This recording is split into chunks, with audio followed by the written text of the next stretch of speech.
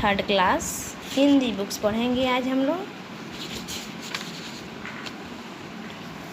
First part हम लोग का है सतपथ दिखलाओ। पाठ का नाम क्या है? सतपथ दिखलाओ। चलिए इसमें पढ़ते हैं हम लोग। दूर असत से करो मुझे सतपथ दिखलाओ, अंधकार हर जीवन में नौ ज्योति जलाओ। हमारे इस कविता के कवि हैं द्वारिका प्रसाद माहेश्वरी। उन्होंने कह रहे हैं कि दूर असत से करो मुझे सतपथ दिखलाओ। हे ईश्वर, मुझ में जो बुराई हो उसे क्या कीजिए? दूर कर दीजिए और मुझे अच्छी मार्ग दिखलाइए। अंधकार हर जीवन में नौ ज्योति जगाओ। और हमारे जीवन में जो अंधकार है उसे हटाकर उसमें नौ ज्योति जगाइए, यानी नई प्रकाश को जागृत कीजिए। प्राप्त करूं अमर तत्व, मृत्यु का मुझ में न भय हो। प्राप्त करूं अमर तत्व, मृत्यु का मुझे न भय हो। मुझ में इतनी शक्ति की दीजिए कि मैं क्या करूं? अमर तत्व प्राप्त कर लूं। अमर तत्व का अर्थ क्या होता है? जो कभी न मरे और मुझे मृत्यु का कोई भय न हो।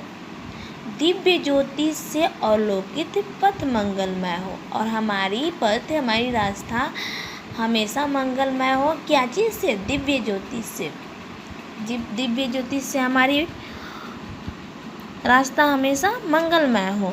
दो विशाल अंतर, ऊंचाई मुझे गगन की। मुझे दीजिए विशाल बहुत बड़ा हृदय, जैसे कितनी बड़ी? जैसे गगन की ऊंचाई है उतनी बड़ी मुझे हृदय दीजिए। और सागर का गंभीर्य, धारा की सहन शक्ति की। सागर का गंभीर्य, धारा की शक्ति सहन की। और मुझे क्या दीजिए?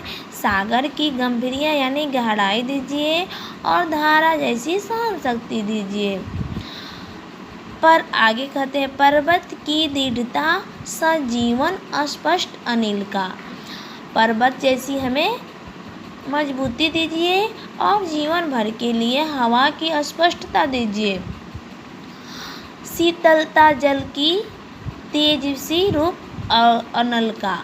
जल जैसी शीतलता दीजिए मुझे और अग्नि जैसी तेज रूप दीजिए हमें। तो आप लोग कविता समझ गए होंगे कवि हमें क्या देने के लिए कह रहे हैं और क्या सिखलाने के लिए कह रहे हैं।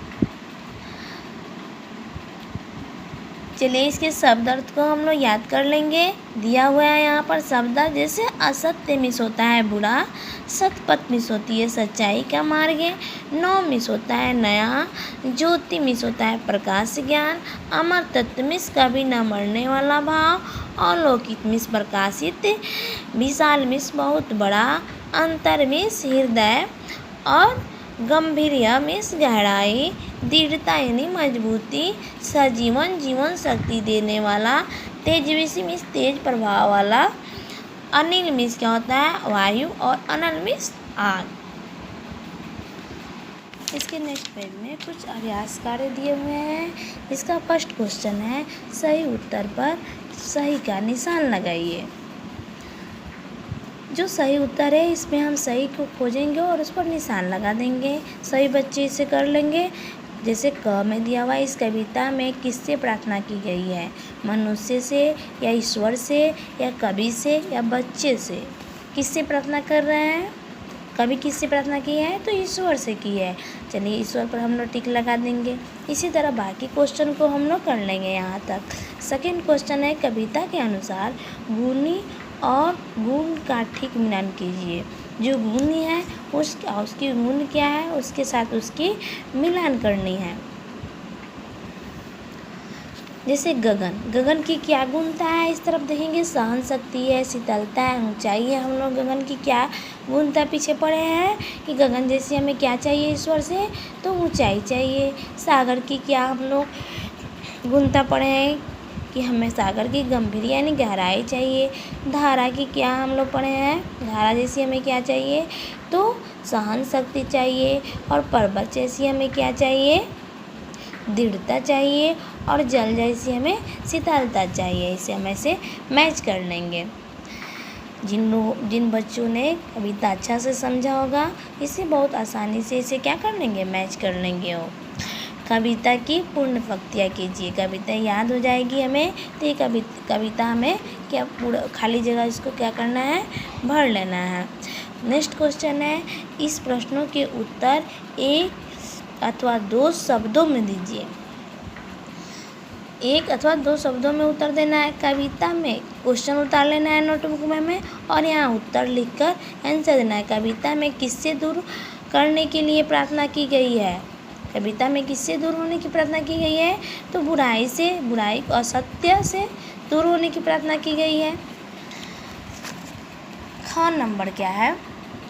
कविता में ईश्वर मंगल पथ किससे अवलोकित होने को कहा है? मंगल पथ किससे अवलोकित? बुराई से। कविता के अनुसार मंगल पथ किससे अवलोकित होने को कहा है?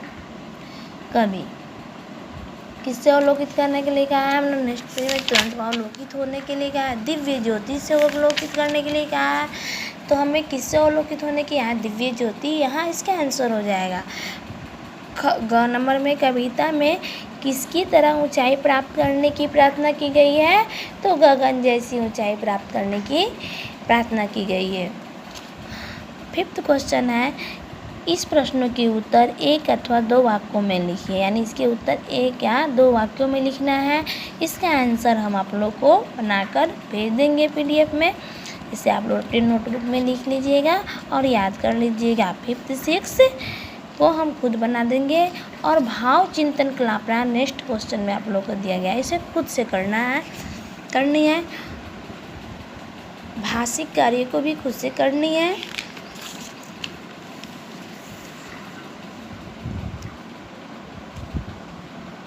यहाँ देखिए 3 नंबर क्वेश्चन को विलोम शब्द है, इसे भी खुद से कर लेनी है। 4 नंबर शुद्ध अशुद्ध छाँटनी है, इसे भी खुद से कर लेनी है। 5 नंबर क्वेश्चन में वाक्य बनाना है, यानी वाक्य को ठीक क्रम ढंग से लिखना है। इसे लिख लीजिएगा, ये करो से दूर मुझे असत्य, यानी इसको ठीक करना, असत्य से दूर करो मुझे, हो जाएगा। जीवन मेरे अंधकार करो, पीछे कविता याद कीजिएगा, सब आप लोग को आ जाएगी। इसे 6 नंबर क्वेश्चन में वाक्य बनाना है। फिर देखिए रचनात्मक कार्य दिए गए हैं, इसे उच्चारण करना है बोलकर।